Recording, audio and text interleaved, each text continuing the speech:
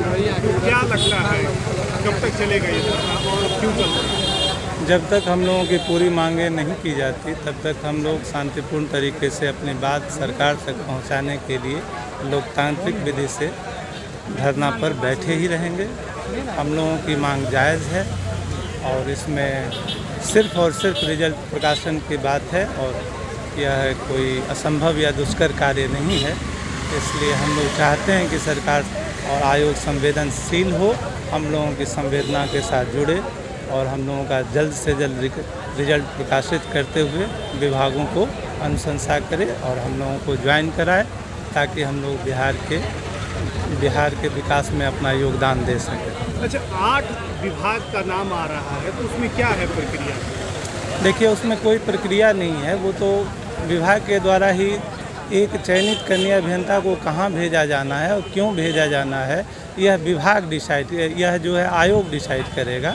हाँ, एक कुछ प्रेफरेंसेस था कि साहब आप अपना प्रायोरिटी दे दीजिए, लेकिन प्रायोरिटी देना और उसके नीचे यह भी लिखा हुआ था कि यह प्रायोरिटी ज़रूरी नहीं है कि आपके साथ आपको मिल ही जाए।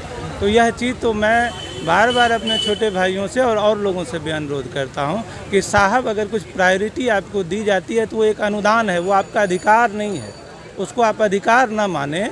और किसी भी विभाग में, और मुझे समझ में नहीं आता कि ये विभागों के बंटवारा को लेकर के कन्फ्यूजन क्यों है।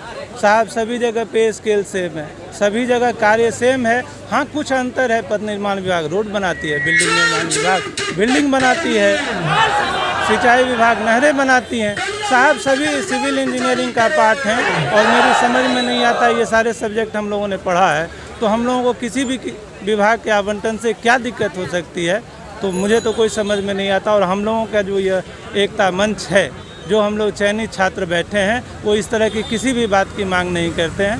हम लोग सिर्फ मांग करते हैं कि हम लोगों की रिजल्ट प्रकाशित की जाए और आयोग को जिस प्रकार भी हो, जिस तरह से भी अच्छा लगे, वो अपना विभागों का आवंटन करे, जल्द से जल्द हम लोगों को ज्वाइन करें।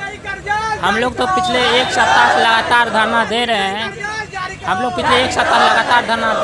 लेकिन गवर्नमेंट की तरफ से अभी तक आयोग की तरफ से कोई आदमी नहीं आया हम लोग को पूछने के लिए कि तुम लोग क्यों बैठे हो। हम लोग को बस एक ही मांग है, हमारा जल्द से जल्द संशोधित रिजल्ट पब्लिश किया जाए। लेकिन एक लोग बैठे कोई पूछने नहीं आया। अगर इस तरह से लगातार हम लोग, जैसे अल्टीमेटम हम 7 दिन के दिए थे गवर्नमेंट को, कुछ हमारा रिजल्ट के प्रति कुछ किया जाए। अगर एक सप्ताह के अंदर रिजल्ट हमारा पब्लिश नहीं होता तो हम आगे हमारा अनशन पर जाएंगे, भूख हड़ताल पर करेंगे। फिर उससे भी अगर नहीं कुछ होता है, हम लोग के लिए कुछ नहीं जवाब सरकार देती है, तो हम लोग आगे राजभवन को घेराव करेंगे और कमीशन को भी घेराव करेंगे। इस तरह से मेरा नाम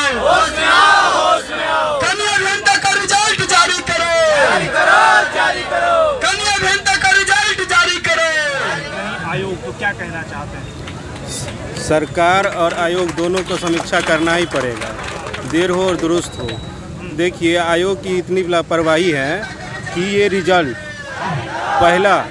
पहला वैकेंसी था 1/2019, इसके बाद वाली जितनी भी वैकेंसी आई, नोटिफिकेशन आई, उस सब का ज्वाइनिंग तक हो गया, सारा कार्य हो गया। इसका रिजल्ट 3 साल के बाद निकलता है, 3 दिन के बाद फिर वापस हो जाता है और फिर एक नोटिस दे दिया जाता है कि जल्द रिवाइज रिजल्ट देंगे। ठीक, और समय मांगा गया जितना, उससे ज़्यादा समय लिया आयोग ने। और आयोग ने क्या किया, हाई कोर्ट का थोड़ा डिसीजन आया 40% के कारण, जो बिहार के जितने भी कॉलेज हैं जिसको 40% का फेवर मिला, उसके बाद रिजल्ट जो भी संशोधित रिजल्ट था उसको दे देना चाहिए था। ऑलरेडी हम लोगों को 2.5 गुना काउंसलिंग कराया गया था। अभी काउंसलिंग ज़्यादा कराने की ज़रूरत नहीं है क्योंकि 2.5 गुना पढ़े तो एक सीट पे 2.5 विद्यार्थी है।